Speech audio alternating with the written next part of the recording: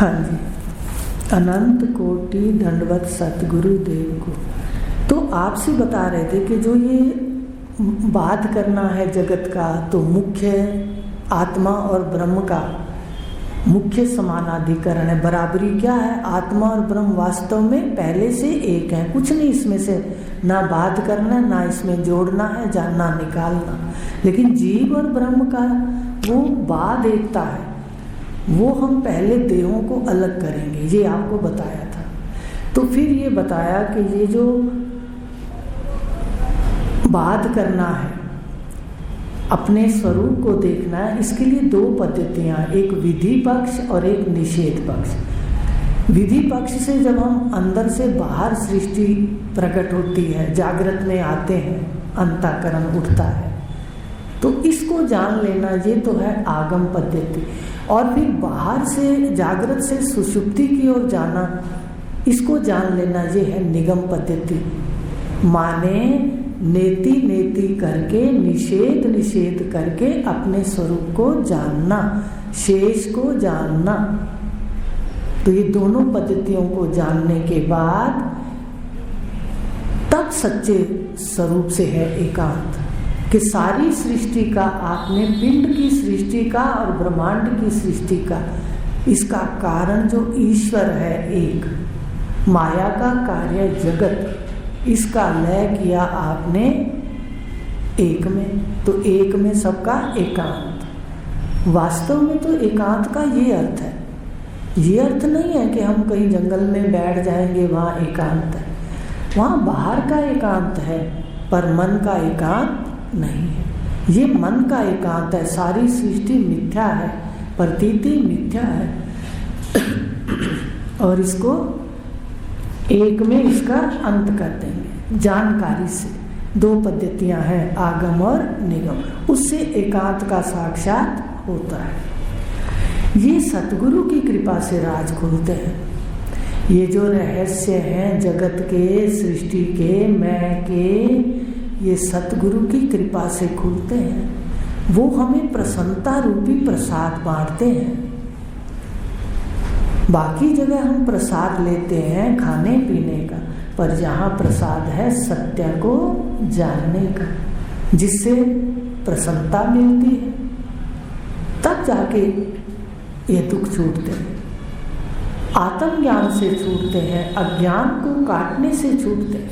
और ये अज्ञान ना तो धर्म से मिलेगा, ना कर्म से, ना योग से, ना उपासना से। इन सब से तीर्थ यात्रा, धर्म, कर्म, उपासना, योग, इनसे हमें पुण्य और पाप दोनों मिलते हैं। और जन्म मरण चलता रहता है और दुख नहीं छूटते। इसलिए ये आगे बात कही, ज्ञान बिना दुख नाही छूटे, चाहे कर्म करे हजार, कर्म से जन्म मरण चलता है, ज्ञान है मोक्ष द्वार। तो कर्म करेंगे तो दो जन्म मरण चलता रहेगा, अच्छा बुरा बनता रहेगा। और अगर ज्ञान लेते हैं, ज्ञान अपने घर जाने का दरवाजा है, मोक्ष का द्वार है। द्वार है, याद रखना। द्वार पर आके हम अगर अंदर किसी से मिलना है, नहीं मिलते, तो कई बार द्वार से ही वापस चले जाते हैं। सावधान हो जाओ। एक एक बात बताएंगे, जहाँ गलती लगे, जहाँ रुकना पड़े वहाँ ठहर जाओ। ज्ञान बिना दुख नाही छूटे, क्योंकि ज्ञान से ही हम संबंधों से उपराम होंगे। नहीं तो हम एक एक चीज, एक एक व्यक्ति से अपने मन का संबंध जोड़ते हैं, मेरा मानते हैं, तो दुख आता है वहां से। तो ज्ञान के बिना कि मैं सदा सत्य आत्मा सच्चिदानंद हूँ और ये जगत प्रतीति मात्र है कुछ समय की, उस काल के अंदर ये जो शरीर है, इसके माध्यम से सत्य को जान लो। सत्य को जान लो, बस जानना था। शुभ कर्म तो ब्रह्मज्ञानी का स्वभाव होता है, करता नहीं है, उसका स्वभाव होता है। साधना काल में उसने शम, दम, उपरति, तितिक्षा सब ग्रहण कर लिया, उसका स्वभाव बन जाता है। परम शांति उसका स्वभाव हो जाती है। शांति उसका स्वभाव है, परम शांति उसका स्वरूप है। तो कहा ज्ञान बिना दुख नाही छूटे, चाहे कर्म करे हजार। कर्म से जन्म मरण चलता है।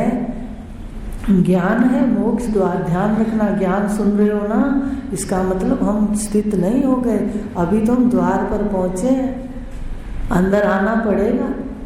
फिर कुछ ना कुछ तो जो बताएंगे सतगुरुदेव, श्रवण मनन निधिध्यासन, द्वार तो खुल गया, लेकिन अंदर आकर के जिससे मिलना है उसको भी तो मिलना पड़ेगा। तो ये ध्यान देना, कहीं द्वार से ही वापस ना चले जाए। ज्ञान का अहंकार हो जाए तो द्वार से वापस चले गए, देखो। तो कहा ज्ञान मोक्ष का द्वार है। अब एक बात आपको भगवान की भी बता देते हैं। गीता में 2 बार कह दिया, ना मैं यज्ञ से मिलूंगा, ना मैं दान से मिलूंगा, ना मैं तप से मिलूंगा, जो भी है वो 2 बार कह दिया। लेकिन इससे अच्छे कर्म तो बनेंगे, पर परमात्मा की प्राप्ति अज्ञान से, अज्ञान को दूर करने से। क्योंकि परमात्मा अपनी आत्मा के रूप में सदा प्रतिष्ठित है, साक्षात है, केवल जानना है। तो आगे कहा कि कर्म से कैसे जन्म मरण चलेगा, मोक्ष नहीं है। आप सब जानते हो, एक भोगे दूजे बन जाए। आप किसी से कोई भी कर्म करते हो अच्छे, एक हम भोगते हैं पिछले कर्मों का, उसके साथ साथ हम दूसरे करते रहते हैं, कर्ता बन के। एक भोगते हैं पिछले और आगे कर्ता बन के करते हैं। कैसे? कहते जैसे कैसेट लगाते हैं, तो कैसेट एक जगह चलती जाती है, दूसरी जगह फिर खत्म नहीं होती, भरती जाती है। सुनी है कैसेट? सुनी है सबने। एक जगह तो वो चल रही है, लेकिन एक स्थान पर वो चल रही है और दूसरे में फिर भर रही है। चक्कर चल रहा है, पर चल रहा है, खाली हो रही है और नई भर रही है। ध्यान देना, एक कर्म हम भोग रहे हैं, वो खाली हो रहे हैं। आते हैं तो मुट्ठियां बंद होती हैं कि भाई लेके आया हूं। जब जाते हैं तो कहते सारा खर्च दिया, खर्च के जा रहा हूं, देखो सारा। तो ये जो कैसेट है कर्मों की, ये चल रही है, लेकिन इस जन्म की कैसेट हम खर्च लेते हैं, पर दूसरे की अंतःकरण में भर लेते हैं। वो फिर दूसरे में शरीर मिलता है, उसमें लकीरें बन के फिर मुट्ठियां बंद कर लेते हैं। होता है ऐसे। जाते हुए मुट्ठियां बंद नहीं होती, क्योंकि वो तो कहता है जो मैं लाया था ना कर्मों का, वो खर्च दिया। अब अंतःकरण में जो नया है, वो नया शरीर मिलेगा, उसमें लकीरें फिर लग जाएंगी हाथों में। तो श्रृंखला चलती रहती है कर्म की। एक भोगेंगे, दूसरे बन जाएंगे। आप अब तो समझदार हो गए हो, खुद देखो कि कर्म करने जाते हैं, वहां दोनों बन जाते हैं। किसी के साथ अच्छे कर्म भी करते हैं तो साथ में गुण बदलते हैं ना हमारे भी, तो कभी गलत भी हो जाता है। कर्तापन छोड़ना है, लेकिन कर्ता से करेंगे तो एक कैसे खाली होगी, दूसरी भरेगी। कल आगे लेंगे, आज इतना लेंगे। ओम पूर्णमद